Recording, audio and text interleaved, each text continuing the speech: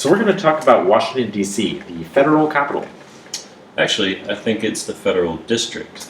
Guys, it's both, but I think we should be calling it the national capital. It's not just a state capital after all. But it's not a state. All right. Let's just start from the beginning and figure it out from there.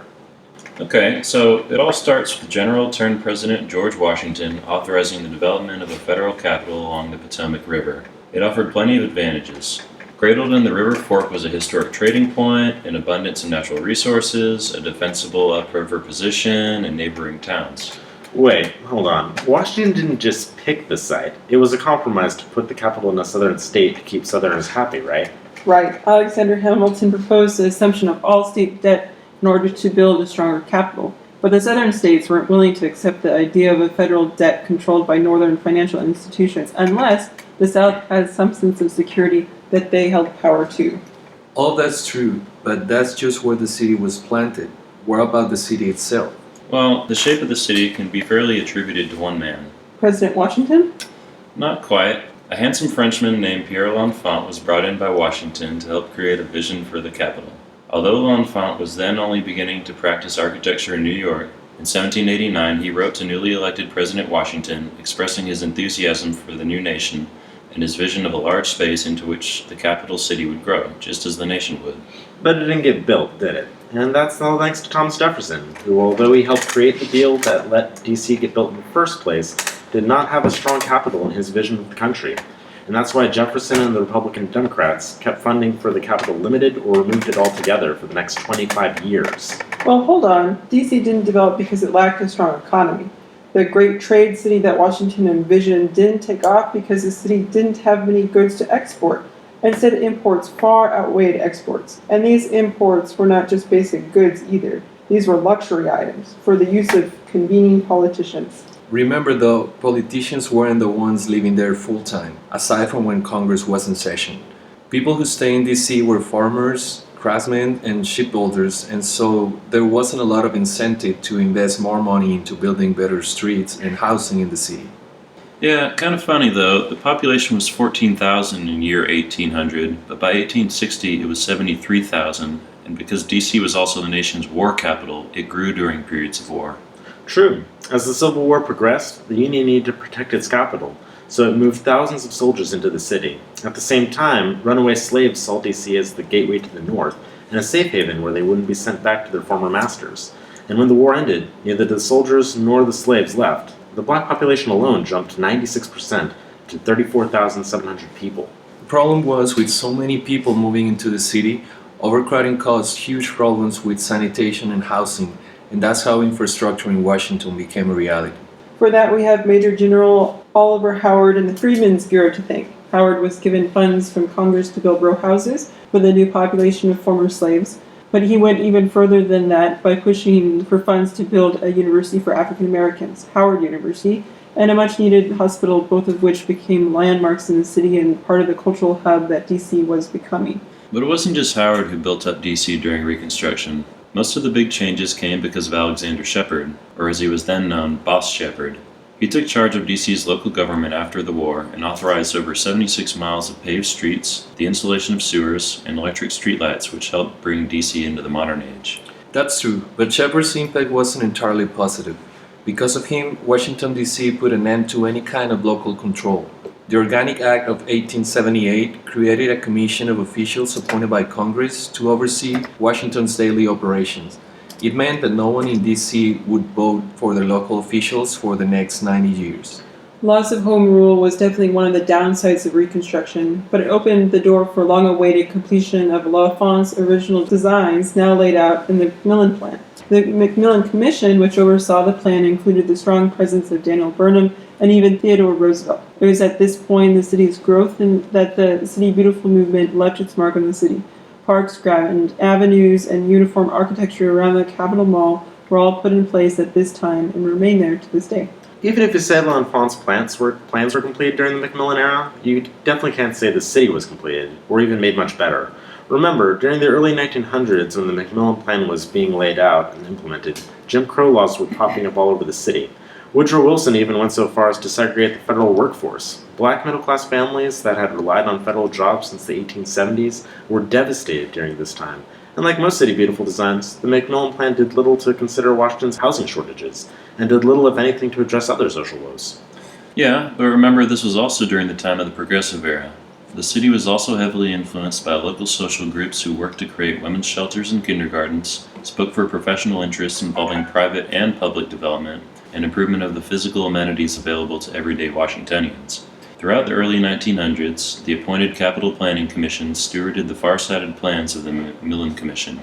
Furthermore, they took on responsibilities as the roles expanded to meet regional needs.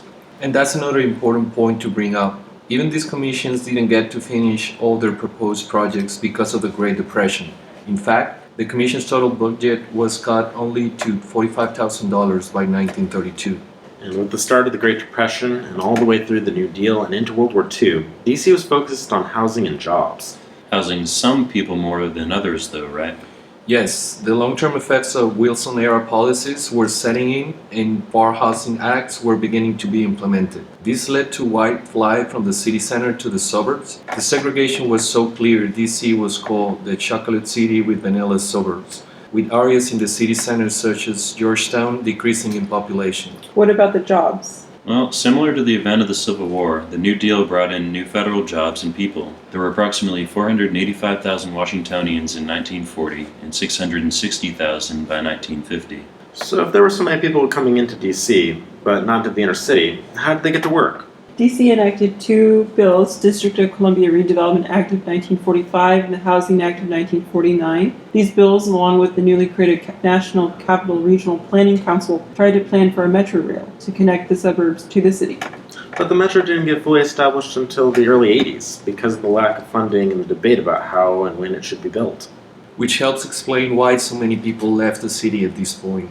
DC reached its peak population in the 1950s with 802,000 people, but it started dropping almost immediately after, and having no way to get around the city was probably a big reason why. Yes, the lack of alternative transportation largely denied black residents the opportunity to work in the booming satellite suburb around DC. But a real turning point in civil rights in DC and the nation was the 1960s March on Washington for Jobs and Freedom.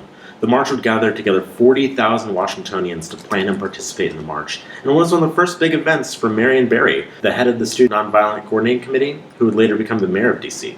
Not to mention it's where Martin Luther King booked his famous I Have a Dream gig. It was a moment where the entire nation was watching for the best of what the nation's capital could offer and represent, and a lot of people say it's what really pushed the Civil Rights Act through Congress.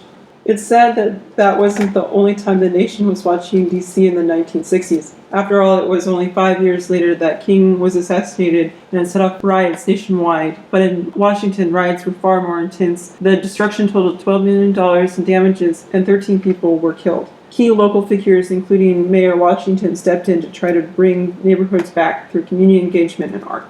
For good or bad, though, it's important to think about why so many groups wanted to come to Washington during the 1960s. It meant that DC was really seen as the nation's capital and not just another city. It meant something to go to Washington, more than New York or LA or other bigger cities. At the same time, Washington was thinking regionally as well as nationally through the year 2000 plan. Oh yeah, during the early 1960s, the year 2000 plan was created. The Regional Planning Commission restarted the planning projects that were put on hold during the 1940s and 50s and started to view the city regionally. And even though it was vague, the plan did create a foundation for higher density that would allow for the present metro rail system to finally become an economically viable option. Well, things are starting to look up. Yeah, but flash forward just a decade or so, and DC's new comprehensive plan still hasn't completed all of its proposed infrastructure projects, and even worse, has an increasing crime epidemic. It didn't just happen overnight, though. Remember that by the 1980s, the population in the inner city had been declining for almost 30 years, and nationwide crises like the crack epidemic hit DC harder than most, leading DC to be called murder capital by the 90s. Okay, it's true that it was called the murder capital, but evidence shows it's actually not that bad. According to a 1999 Justice Department survey, DC was actually the lowest of the 12 major cities reporting high crime rates. And look at it from another perspective, the harsh climate DC had was a big inspiration for the hardcore punk scene that became popular all over the country. Silver linings aside, DC was still a rough town in the 90s, though. Remember Marion Barry, the promising young organizer who led the Student Nonviolent Coordinating Committee, who rose to become mayor of DC? Well, in 1999, he was arrested after getting caught smoking crack cocaine during an FBI sting operation. He was still reelected for the next term. But DC has made a lot of progress since then.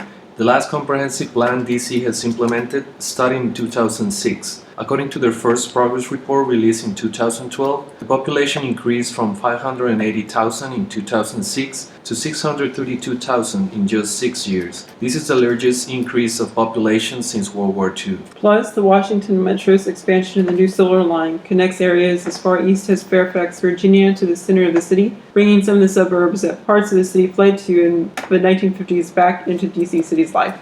So DC's on the rise again, sure, but its cost of living is too, and traditional African American communities are starting to get pushed out as a result.